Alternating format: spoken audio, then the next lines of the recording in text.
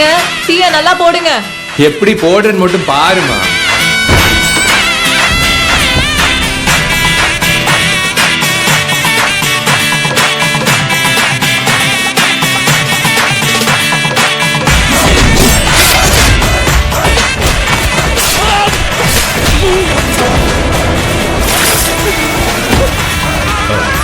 Sorry hero sir, டீயெல்லாம் கொட்டிடுச்சு, ஃப்ரெஷ்ஷாக போட்டு போகிறேன்.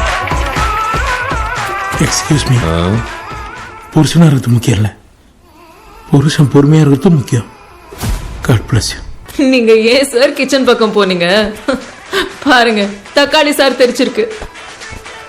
தக்காளி சாரா? அவன் மாசா இருக்கிறான், இது லூஸா இருக்குது. ஆனா